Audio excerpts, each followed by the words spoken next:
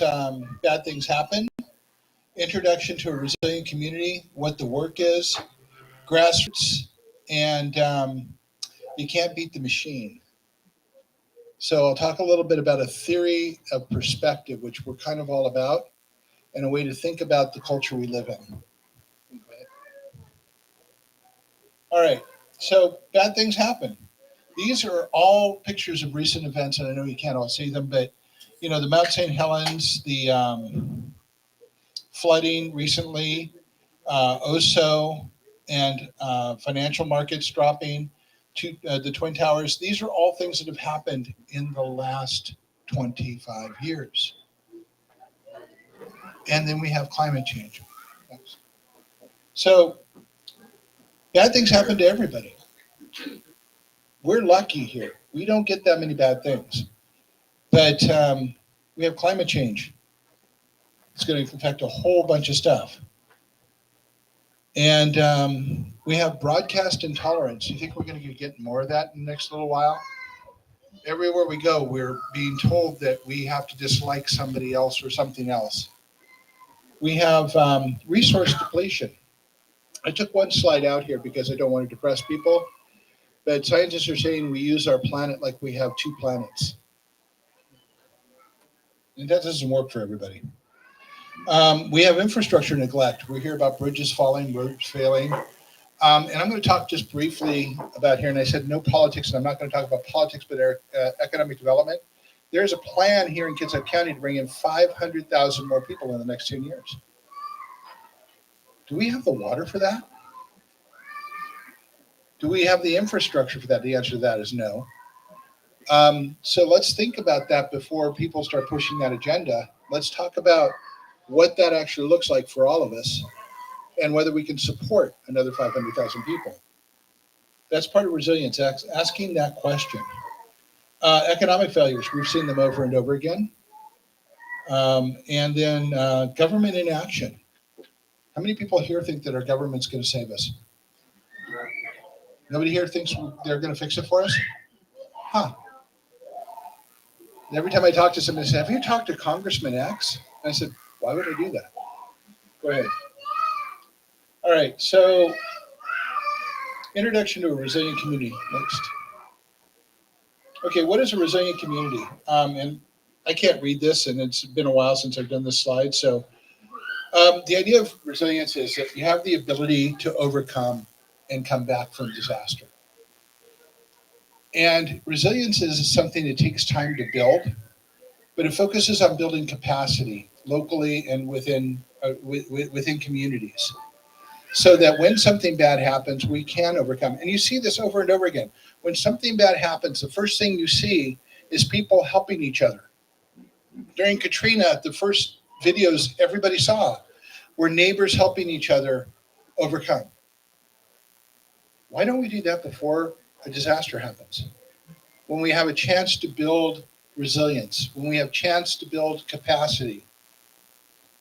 And so we want to focus on helping people come together and build that capacity and build the key relationships that doing that work means. So resilience is about having the ability to overcome and having the capacity to have that ability.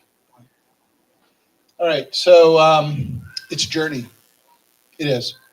And again, you see the puzzle pieces coming here, and a journey that we have to take together. We can't take it alone. How many people here think that we can actually do this alone? Anybody? It's something we have to do together. Yet it's really hard to do that. It's really hard to come out of your shell and talk to other people. It's really hard to connect. Now, I've done that all my life. I'm a little crazy. I'm going to tell you that up front. We would go to Disneyland when I was a kid because we lived in the Disneyland backyard. And my sister would be hitting me and pulling me. She's 11 years older than me. And telling me to stop talking to people. I'd be in line, people have gone to Disneyland, you wait in line for 2 hours to go to a ride and something. And I'd talk to everybody. I'd talk to people from Kansas, from Oklahoma, from New York, and I'd find out about their lives. And I'm an 11-year-old kid, but I'm curious and I wanted to know. And it's easy for me to talk to other people because I never saw fear in it. But as I've gotten older, I see that people are afraid to talk to other people. And there are lots and lots of reasons for this, but we need to overcome that. We need to find a way beyond that, which is why I'm so happy people around here do so much of the work. Next. Okay, so the work is, go ahead. The work is about building humanity. And one of the things you have to understand is we're told what human nature is, and it's mostly a lot of garbage. Humans are wired to connect to each other. We're wired for community. But that wiring is co-opted and used against us. And then we believe that the only place we can have community is going to church or joining a group. But we are wired to have community. All we have to do is start talking to each other. And we'll find common ground every time. We have far more in common than we have different. And the journey and the work is all around that. So we have several projects we push. One of them is Food for All. And in the Food for All, we want every neighborhood in Kitsap County to have a garden. And in most neighborhoods in Kitsap County, there's already somebody gardening. So you just talk to them and say, how can I help? How can I help? How can I help you grow more food? How can I help grow food for the entire neighborhood? And here's a couple facts. Our food has lost 50% of its nutritional value in the last 50 years. So an apple you're eating today is 50% less nutritious than an apple from the 1950s. How can I help? How can I grow more nutritious food? How can I help you pay less at the market? How can I create food security for my entire neighborhood? And we have a master gardener on board. We have several other gardeners. There is a, thanks to Matthew over there and Habitat for Humanity, there will be a tool library here in Kitsap County coming up in the very near future. They will have rototillers. We were happy to help you. And one of the folks we'll be talking about tonight, I'll introduce it at that point, provides manpower to help. So none of this is insurmountable. All the resources are there. We just have to be willing to do it. Go ahead. All right, so foundation of humanity is what we want. We have all kinds of foundations, but we don't have one for humanity. Our focus of our government, the focus of corporations, the focus of our culture is making money, is wealth generation, is acquisition. What it should be, and what we need it to be as people, is a focus on humanity. And that's a shift in our perspective that we have to create. Go ahead. Keep going. I think that went backwards. Go the other way. Okay, one more. Oh, that's okay. There we go. So grassroots is from the ground up. We focus, and I say we, it's hundreds and hundreds of people I've talked to, feel that top down is how this is going to be fixed. The government is going to fix it for us. They're going to say things. But the Constitution's prime premise is we the people. We the people have to put our puzzle pieces together and figure out where our commonalities are and focus on human need. And that's the only thing we need to focus on, human need. We don't need to focus on politics. We don't need to focus on religion. We don't need to focus on social status, skin color, gender, any of the 10,000 other things that we are othering each other with. We need to focus on one thing, our human commonality and human need. Imagine what a world would look like if we did that. I don't know if I can, but I'd like to try. All right, so here's the winning point of this. This is what we work with. This is the psychology behind it. Margaret Mead's favorite quote: never doubt that a small group of dedicated people will change the world. In fact, it's the only thing that ever has. Well, social science and studies from Purdue, Pepperdine, Stanford, and probably half a dozen other major universities have said that the tipping point of change comes between 16 and 25% of the people start moving the same direction. When 16 to 25% of the people all start changing, you change everything and everybody else follows. Does that seem doable? 16 to 25%. I'm hoping it's for 16, but do with what we got. All right, so here's my science fiction version of our culture. There's a book called Ishmael written by Daniel Quinn, and I apparently got more or different things out of it than a lot of people read it, but because I read the message boards afterwards. But what it told me is 15,000 years ago in the Fertile Crescent, we stepped off our evolutionary path. We built city states, we locked up the food, we put hierarchies in place. And from that point to this, there's very little other way we could have come out than where we are now. So now we have a choice. We have to choose to go on to a different path. And that's where we need the 15 to 25%, 16 to 25% of the people to choose to be human, choose a different path, walk away from the acquisition and find a different way to do it. Do I know how to do it? No, I don't. But if we put our puzzle pieces together, we'll find an answer because each of us have a piece of that puzzle. We just have to be willing to put it on the table. All right, so reprogramming the framework. Well, this is what we have to reprogram. Those are zombies with cell phones, yes. Reprogramming the framework, just, people think, well, God, that's got to be really hard. I said, no, it's really not.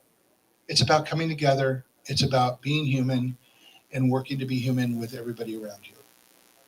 Pretty much what we all do in this room every day of the week anyhow. But we have to do it more intentionally. And that reprograms the cultural framework in which we live, which is based right now on acquisition.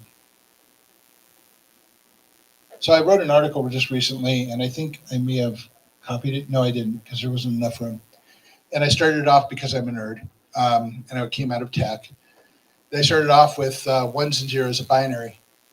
And I said, this is binary for change is necessary. And I said, but that's not what we need to do to reprogram the system. But what we need to do is just be human. Embrace humanity, break bread, grow food, learn how to work together to solve problems. We work on foundation of the future because that's what's missing from the work that we've seen being done. Everyone's just trying to stop the blood flow, and rightfully so. But somewhere along the line, we have to start building the foundation on which we can become more human and build a future where the blood flow is addressed before it becomes a crisis.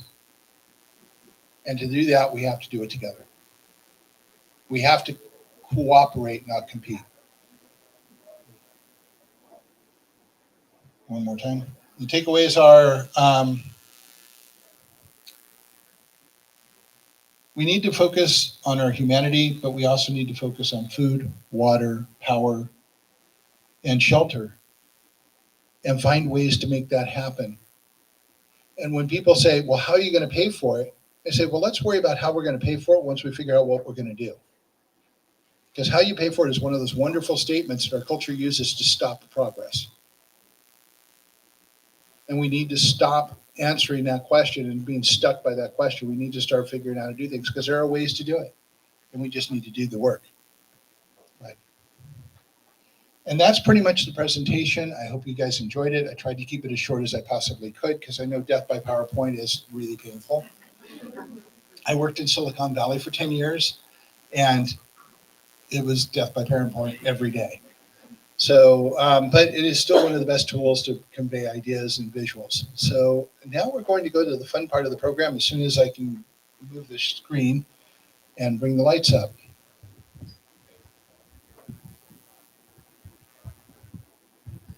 So, hey, Ashley, over there.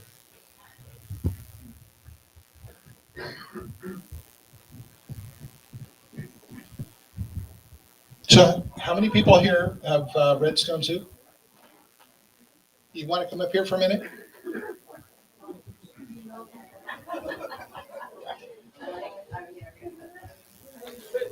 I can't throw that far and be accurate. I saw more hands than serves.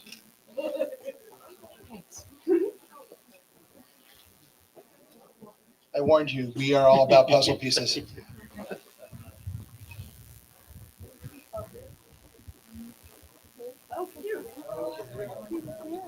All right. As soon as I'm able to see, we'll move to the next part. Okay, I think we'll move over to this. Okay.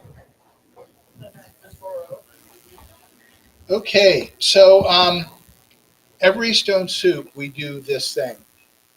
We have talked with our board of directors. We live in the world around us. We all have experiences with different groups and people, and every time we do stone soup, we offer recognition to who we see as community champions. And by our definition, community champions are people who serving the community is their DNA. They don't do it because it's work. They don't do it because they think it's the right thing to do. They do it because it's who they are as an organization or as people. Last year, Martitha, who had not been personally recognized for the 20 years of work she did with immigrants in this county, was a recipient. And she tirelessly works all the time. Marwan would have gotten one by now, except he's the president of my board, and I really just can't do that for the work he does with the conduit and with G2. So yeah, conflict of interest. What can I say? So, okay, so we have 13 this time around, which to me is always a lucky number. So I will tell a little bit of a story about each. Is Matthew, where'd you go? Yeah, okay, so we won't give him that one.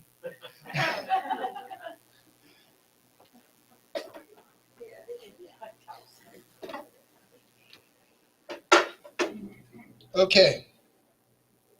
Oh,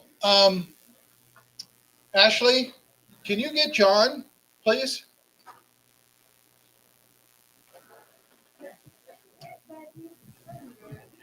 So, are you here for Silverdale Rotary? No, we have somebody else to accept for that. Okay. I'm here. Oh, please. No, this is all you. But, in my defense, I didn't get a copy of it. So, all the Rotaries do good work, but you guys focus on people and you do amazing things. And that's one of the reasons you get this, because Rotary is a great organization.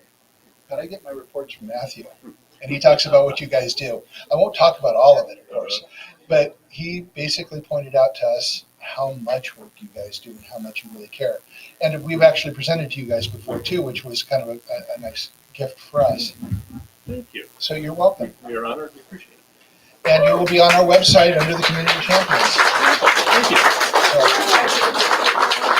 So, John, there you are. So, little story. We were struggling to figure out a place for this because last year's place was horrible on every kind of level you can imagine. And I was terrified about doing this year's. And then I was told that I should go talk to John here. And I walked in here and I talked to him and he says, "Oh yeah, come on in. We'll do this for you. Turn the place over to you and make this happen. And you can come here and do movies too." And it was so relieving to me. This is a personal one for me to give to John. Oh, thank you so much. For Chaos Bay, because their heart is about community. You're welcome. And don't forget to mention we got anything in the future. Yeah. Any fundraiser or So- whatever we want to do. So some of these are going to be more longer explanations. So Kitsap Community Resources. Thank you. All right. So let me tell you about them, and I'm probably going to embarrass him a little bit, especially since it's his division that I'm going to be talking about to some degree. I worked for 2 years with G2, Gather Together, Grow Together, driving people around and bringing them to places for resource. Terry still does this. I myself was going through a divorce, lost our house, and ended up virtually homeless for a while. Got in an apartment, a really nice apartment. Then COVID hit, and all the work that I was doing was gone because it was all public facing.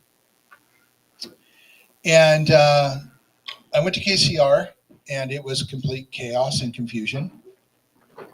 And me moved around. Yeah, it was chaos and confusion. But think about that. COVID caught everybody, and nobody was prepared for it. Money was flowing down, but nobody had any systems in place. And yet they strove mightily to make things work. And they covered my rent for 4 months and allowed me to stay in my place and get out of it, and get out of the problems I was in. They do that every day with people all over this county. And they do mighty work. And there was not a single person I met in the entire process that was angry or mean or judgmental. It was pretty cool all the way through. So thank you. Thank you.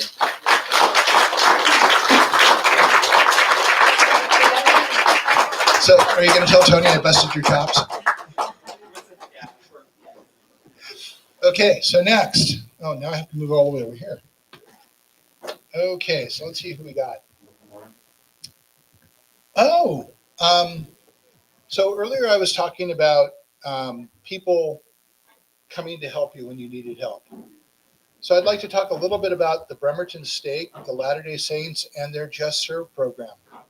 And I will tell you about my prejudices and how they were overcome. So if you folks would step up. And actually, you're going to need to stay up here for a minute. Okay, I will tell you, and I'm sure that's no surprise to them, that people have opinions about the Latter-day Saints and Mormons. But have you ever stopped to talk to the young people that come to your door? They actually just want to help you. They don't want to proselytize. They just want to help you. Well, they have an entire network that you can go online and say, hey, I have a project, I need help. And they will send people to help you. No cost, no proselytizing. They just do the work. That's pretty amazing when you think about it. And so I had to rethink my own prejudices around this, which is something I have to do a lot. You know, I get slapped in the face a lot with my own stuff, and that's the work. So I just wanted to talk, and I had a 2-hour conversation with the president of the Bremerton Stake, and it was pretty amazing all the way through. So you're welcome. And there's one more, so hold on. Of course, I'm going to have to search through everything, so just a moment.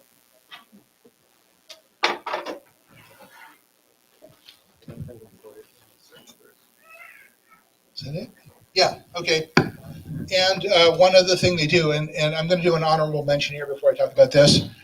For those of you who don't know, there are 43 bishops' pantries in the United States, and we have one right here in Silverdale, Washington. Or no, East Bremerton or West Bremerton, over off of Loxie Egan's and Auto Center Way. It is open to the public on Wednesday and Saturday. They have the best dried apples I've ever had in my life. They are amazing. You can go there and get food to stock your house with, and I recommend everybody have some stock in the background. I've heard their pearl potatoes are amazing, and they are open to the public on Saturday mornings and Wednesday mornings. Right? Okay, but this is what I'm done talking now is ShareNet Food Bank in Paulsbo. They also have their own food bank to supplement our own food banks. And it is open to everybody for help.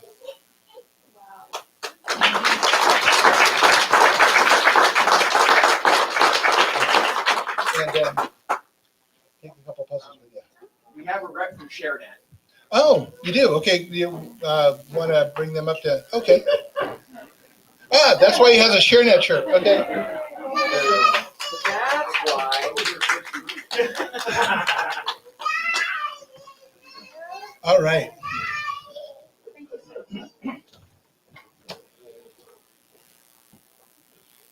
I'm Jerry. And I'm Mark, and there's for the work you do with ShareNet. Thank you very much. You have a Does one. everybody- Hmm? Can I just say one quick word? Sure. I just want to let you know, we're the North Kitsap Food Bank and Thrift Store. So Fish Line is in Paulsbo, and then everything north of Paulsbo, ShareNet services that area. So that's Hansville and Egmont and Indianola and Fort Gamble, part of Paulsbo.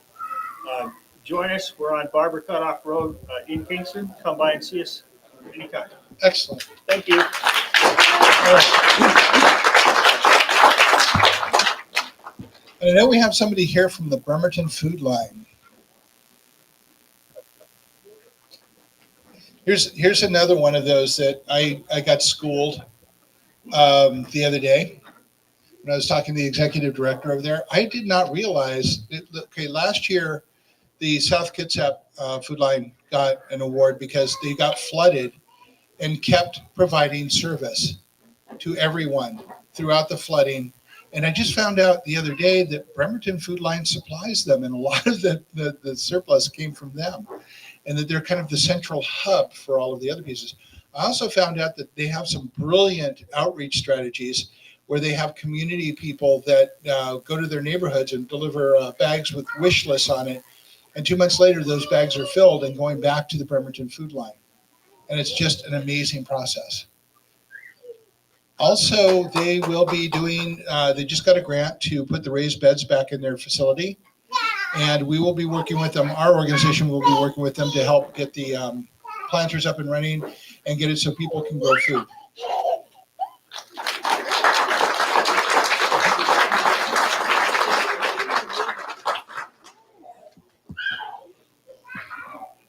And if you ever want to know how much food they actually deliver, they keep those tracks about how many pounds go out to the community all the time. You can just ask. Don Michelle.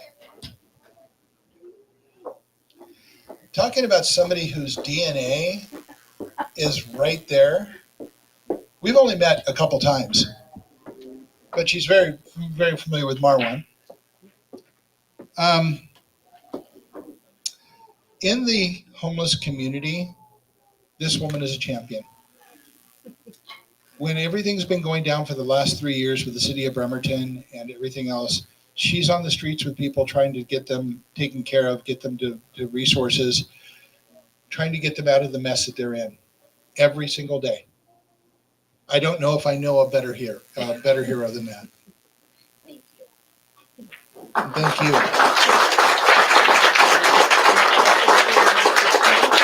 Oh, okay. And she's also here for another champion, a nurse that does the same kind of work, Kimmy Siebens, who runs the Bremerton Homeless Coalition. And their voice. And their voice. Yes.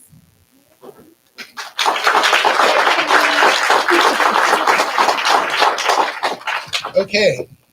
These are in no particular order, so I'm just kind of catching up as we're going. And apparently, oh, Holly Ridge Center. Okay, this is almost a conflict of interest for me because my partner and one of the board members' daughters works there, but the work they do has to be recognized. When it comes to adult education and adult services, there's no one better than them. And they do this work tirelessly. They're true champions. And why I may have opinions of certain nonprofits, I certainly do not have that opinion about them. They do the work all the time, and they never stop. Thank you so much. This is Crystal. Hi, guys. Come see us. Miniature puzzles. I know. I'm evil. They're great. Oh, Chef Chris.